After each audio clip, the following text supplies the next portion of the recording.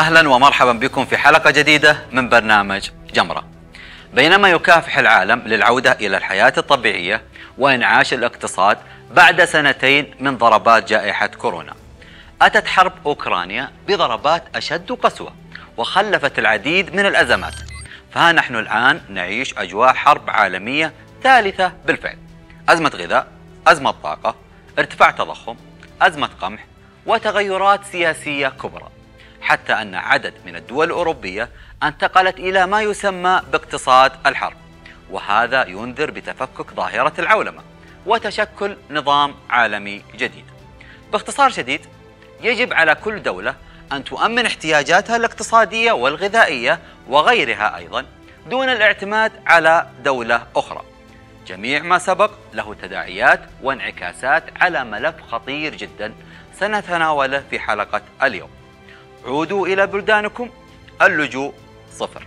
حياكم الله. سياسات أغلب الدول الأوروبية أصبحت أكثر عدائية بشكل ملحوظ في العامين الماضيين تجاه اللاجئين وطالبي اللجوء، إذ أن هناك دول بدأت في الانسحاب من اتفاقية دبلن التي تعنى باللاجئين.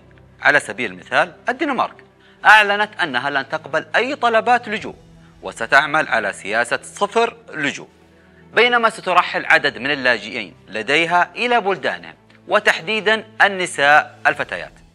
رئيسة الوزراء للدنمارك تقول: سنبدأ بترحيل طالبي اللجوء غير الغربيين، السوريين، الأفغانيين وغيرهم من الدول الأفريقية، لكي نحمي أمننا القومي وترابطنا الاجتماعي في الدنمارك. أما بريطانيا فقد أعلنت عن اتفاقية أثارت الجدل بينها وبين رواندا.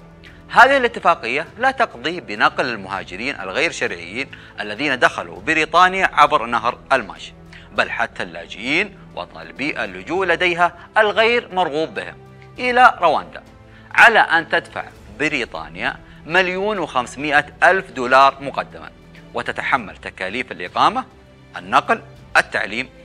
هذه الاتفاقية لا تشمل الأوكرانيين والمثليين. لماذا رواندا؟ الواضح أن هذه الاتفاقية هي اقتصادية بحتة. بريطانيا تريد أن تخفف العبء منها من استقبال اللاجئين، ورواندا لديها خطة اقتصادية في أن تكون سنغافورة أفريقيا عام 2035. ما هو موقف أوروبا من اتفاقية بريطانيا؟ صحيح أن المحكمة الأوروبية منعت أول رحلة لللاجئين من بريطانيا إلى رواندا، ولكن الدولتين عازمتين على المضي قدما لنجاح هذه الاتفاقية، إذ قامت بريطانيا بسحب هواتف الدفعة الأولى من المرحلين ووضعهم في أماكن خاصة للترحيل. لكن في الواقع أن أغلب دول أوروبا ستخطو هذه الخطوة، إذ قررت ذلك في اجتماعها الغير معلن قبل شهرين، بل أن بعض الدول قامت بهذه الخطوة سرا. فمثلا ألمانيا أعادت عدد من اللاجئين إلى إثيوبيا والسودان العام الماضي. بريطانيا قامت بترحيل عدد من الأكراد إلى أربيل العراق، على الرغم من أن البعض حصل على الجواز البريطاني والبعض مقيم في بريطانيا منذ أكثر من 20 عام. تركيا بدأت في ترحيل اللاجئين السوريين إلى مناطق الشمال السوري. ما هي خيارات اللاجئين المتاحة؟ بعض الدول الأوروبية قامت ببناء أسوار وحواجز على حدودها، وهناك 12 دولة أخرى طالبت بتمويل من الاتحاد الأوروبي لبناء جدران تمنع دخول المهاجرين. لذلك ستصبح إمكانية دخول المهاجرين صعبة جدا. سيكون اللاجئ مخيرا بين السكن في مخيمات على حدود تلك الدول أو إعادة توطينه في بلد ثالث مثل رواندا، أوغندا، إثيوبيا، لأن بعض الدول الأوروبية بدأت في عقد اتفاقيات مع تلك البلدان. أما الخيار الثالث وهو العودة إلى بلده، إذ بات إعلام الدول الأوروبية يروج لتصريحات المسؤولين في تلك البلدان التي كانت تعاني من أزمات وحروب.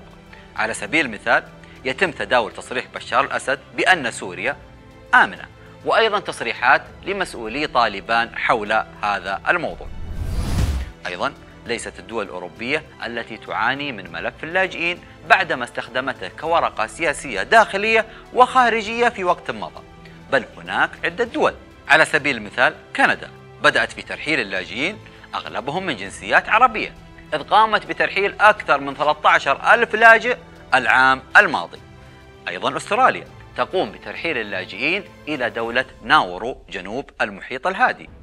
وأمريكا في عهد إدارة بايدن التي كانت تتعهد بعدم ترحيل اللاجئين منذ أزمة الحدود الأمريكية المكسيكية، ها هي اليوم تعقد اتفاقية مع إسبانيا لترحيل اللاجئين من المكسيك ودول أمريكا الجنوبية إليها. السبب أن هؤلاء ناطقين باللغة الإسبانية.